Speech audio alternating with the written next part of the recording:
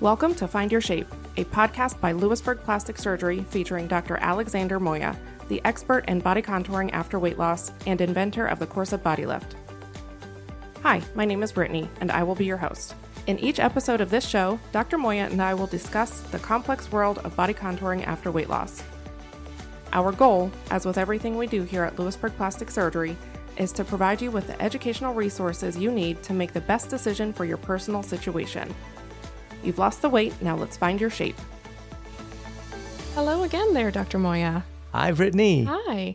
All right, so question regarding breasts. I'm wondering, there's a breast lift, a breast reduction. What's the difference? Is it the same thing? Tell me about it. Let's talk about that topic. Okay. That's a good one again. It comes down to how much tissue you're removing from a breast, basically. Mm-hmm. If your main objective is to reduce volume, that's going to be a breast reduction.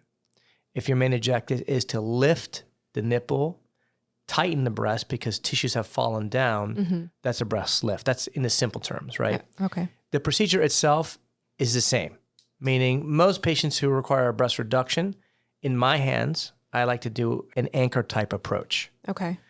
There's different types of approaches to a breast reduction and breast lift. So in breast reduction, you can either do a lollipop approach, Okay. or you can do an anchor. What does that mean? Lollipop means that you're lifting the nipple and then you're cinching the breast below it. Okay. An anchor approach means you're lifting the nipple, cinching the breast below it, but then also tucking the breast at the fold. Okay. Okay? I like that approach. I like Okay. the anchor approach for both. And usually, how do you know if a patient needs that? Well, it's because their nipples are too low and they have hanging tissue below the fold. Okay. And that's usually the patients who require a breast lift or a breast reduction. So I like the anchor approach because it provides a long-term result, meaning that a year later or 2 years later, tissue hasn't fallen below the fold again. That's really the biggest thing on why the difference between a lollipop and, Right. and an anchor. So I always tend to err on the more comprehensive approaches, as you know, for all the body Right. contouring I do. That's why Right. I just make it up myself, and Yeah. we do more than just a single incision. Right. Same thing with the breast. So basically, you're having like almost 3 different movements with the anchor. So the difference there is, so if I do a breast lift or a breast reduction, I'm using an anchor approach. The difference there is we're going to take more tissue out with the breast reduction. So a breast reduction patient will still get the breast lift. Okay. Woohoo! So your breast is still getting lifted, but we're going to make it smaller. At the same time, I like the terms for me differ because when we say a breast reduction, a lot of patients sometimes, when they think breast reduction, they think of something covered by insurance. Right. That's what we call it, breast reduction. You can never go to an insurance company and say, "Hey, I'm going to do a breast lift for this patient. Are you going to cover it?" They'll be like, look at you like, "Are you crazy?" Yeah, no thanks. But if you say breast reduction, there's actually a code for that. Breast reduction code that goes to insurance, and that's something that can be paid for by the insurance. So that's why, I like to say breast reduction. It's more of an insurance code, at least in my practice. Right. Doesn't mean that if we're doing a breast lift, doesn't mean that we can also reduce your breast a little bit to make it smaller for you so that you feel better in your clothing, Right. or whatever issues that you're having.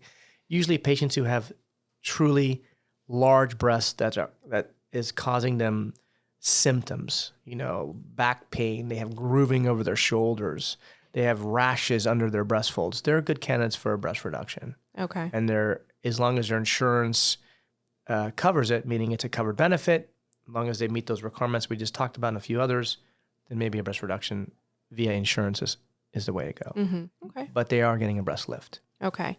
Now, what's the long-term results for that? Do you feel that they're pretty stable? Does somebody in their 30s, will they need another breast lift, later in life? That's a great question.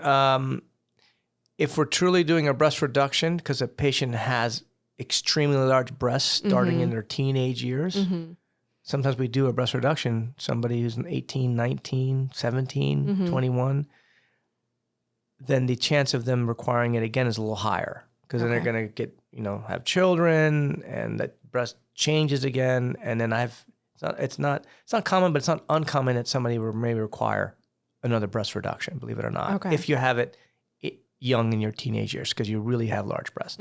For most patients, once you undergo that type of comprehensive procedure, an anchor approach, it's pretty much a one-time deal. Okay. You're not going to go back and have to do another anchor. Now, maybe 20 years, 30 years have gone by, and skin has dropped a little bit more, or maybe, you're somebody that's lost 50 more pounds. Right.